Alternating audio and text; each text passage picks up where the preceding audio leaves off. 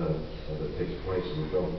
I'm on my way to England in a plane, a private plane that was loaned to us to make the film.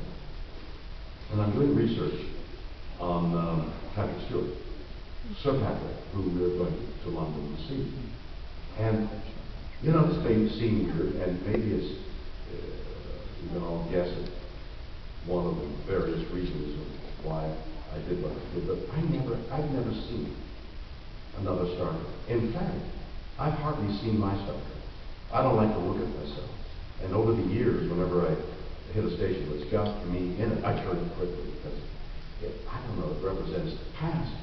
I'm young and pretty and I'm not now. I don't know. In any case, I've never seen, for example, I've never seen a Next Generation. I know all the actors now, and I love them, and I feel like I'm part of their cast, but I've never seen their show. But on this plane, in order to talk to Patrick coherently, I watched several of the discs of the Next Generation.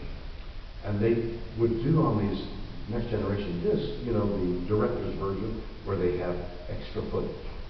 And the extra footage that I was watching was Patrick Stewart doing an interview on camera. Now, Patrick is a wonderful actor.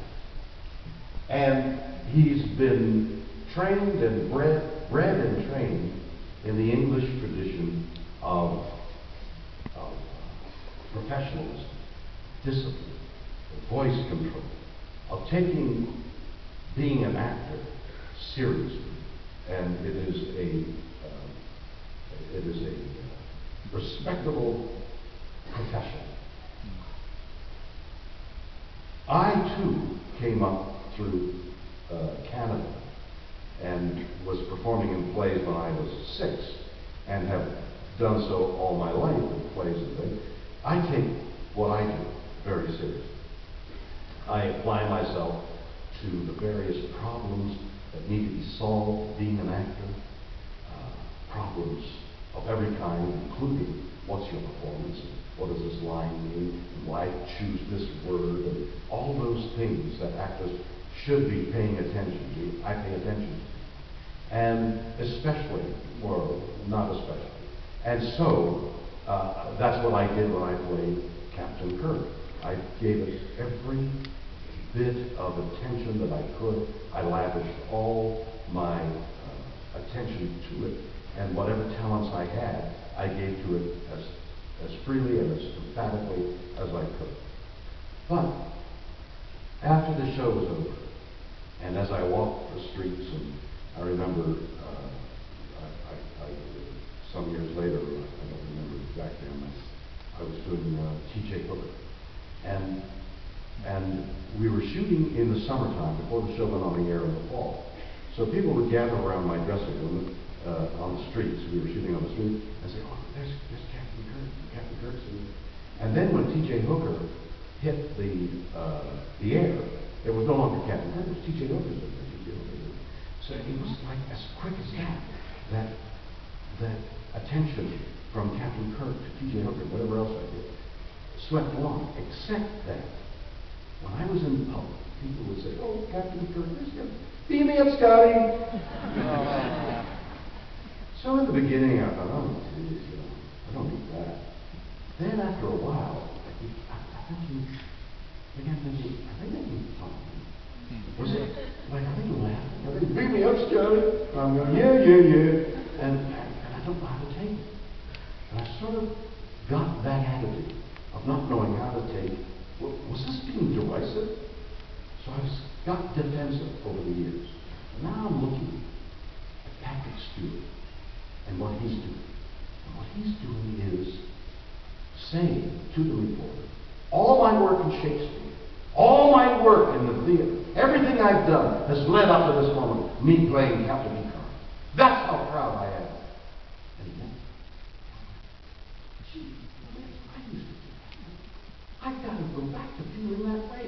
And so the captain is partial change of, holy cats, I can't believe that I got myself into that attitude. As I said in the film, I should be saying, when they say, beam me up, Scotty, I should be saying, I will if I could, I would if I could, is the line I said to Patrick. In fact, the very ending of the film is, beam me up, Scotty, but not now, is the ending of the film. So, what was the question? I hate when that happens. What was the question? What? Okay, so, thanks. Did you ask the original question, or do you remember what the other guy said? So now I'm making this film about the captains, and I finally get to Chris Pine, who plays me. Wish my voice hadn't cracked.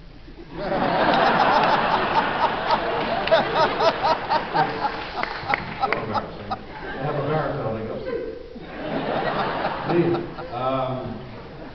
And I tried to make all these interviews, I tried to imagine all these interviews in different settings. So I placed a table and 2 chairs on the busy street. It's called Melrose Street, that fronts on Paramount Street. There's this big Paramount sign, and I've got a table and 2 chairs in the middle of traffic, and cameras shooting. And I got Chris Pine, who said, what do you want me to do? I said, well, just go. He said, that's not going to work. I said, just try it, Chris, please. So he comes through the gates, and he sits down at the table, and we look at each other.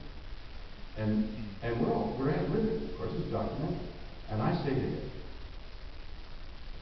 you're me 50 years ago. He said, I want to see how much I've lost. And I put my arm down, and I challenged him to an arm wrestle. And the fun I had was, I let him beat me, I beat him. I let him beat me, and then I beat him. Or else, he beat me, and he lets me beat him. I don't remember. And that's the 2 out of 3, and then people crowded around us, and when the people parted, we never find out who beat who. But it's the line, you're me 50 years ago, came out of my psyche. I'm looking at Chris Pine, handsome, athletic, on the rise. He's a wonderful actor. He looks great. He's going to be terrific. He's going to be around a long time. Thinking, that's me 50 years ago. So I said it, and that's really my feeling. I'm glad that everyone's having an opportunity to use the Star Trek medium to make a career, make a living. It's great. I've been blessed by being a part of it, and I have no other sense than gratitude and enthusiasm about the